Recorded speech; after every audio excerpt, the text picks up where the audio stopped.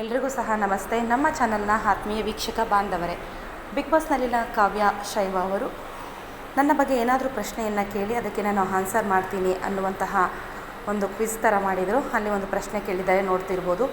ಕಾವು, ನೀವು ಧನುಷ್ ಎರಡನೇ ಹೆಂಡತಿಯಂತೆ ಹೌದಾ ಅಂತ ಹೇಳಿ ಪ್ರಶ್ನೆ ಬಂದಿದೆ. ಅದಕ್ಕೆ ಮುಟ್ಟಿ ನೋಡಿಕೊಳ್ಳುವಂತೆ ಕಾವ್ಯ ಶೈವ ಅವರು ಉತ್ತರವನ್ನು ನೀಡಿದ್ದಾರೆ. ಅದಕ್ಕೆ ಅವರು ನಮ್ಮ ಆನ್ಸರಿಸ್ ಅಂತ ಹೇಳಿ ಮೊದಲಿಗೆ ಕ್ಷಮೆಯನ್ನು ಕೇಳಿದ್ದಾರೆ.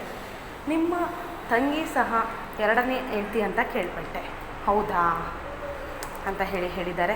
ಈ ರೀತಿಯಾದಂತಹ ನಾನ್ಸೆನ್ಸ್ ಕ್ವಶನ್ಗಳನ್ನು ಕೇಳೋದಕ್ಕೆ ಹೋಗಬೇಡಿ.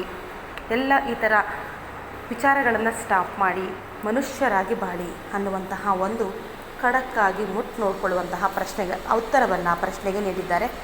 ಇನ್ನೂ ಹಲವಾರು ಪಾಸಿಟಿವ್ ಕ್ವಶನ್ಸ್ಗಳು ಬಂದಿದೆ.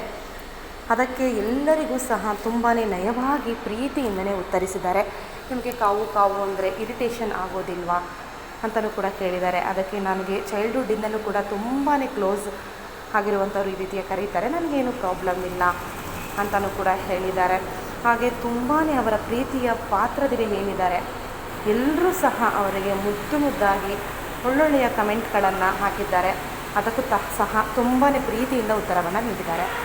ನೆಗೆಟಿವನ್ನು ಬಿಟ್ಟು ಪಾಸಿಟಿವ್ ಕಡೆ ಮುಂದೆ ಹೋಗೋಣ ಅನ್ನುವಂತಹ ಕಾವ್ಯ ಅವರು ಹೇಳ್ತಿದ್ದಾರೆ. ಒಳ್ಳೆಯ ರೀತಿಯಾಗಿದ್ದರೆ ಎಲ್ರಿಗೂ ಸಹ ತುಂಬಾ ಖುಷಿಯಾಗಿರುತ್ತೆ ಅಂತ ಹೇಳ್ತಾ, ಮುಂದಿನ ಫ್ಯೂಚರ್ಗೆ ಕಾವ್ಯ ಅವರಿಗೆ ಆಲ್ ದ ಬೆಸ್ಟನ್ನು ಹೇಳ್ತಾ ಇಲ್ಲಿಗೆ ವಿಡಿಯೋವನ್ನು ಮುಗಿಸೋಣ.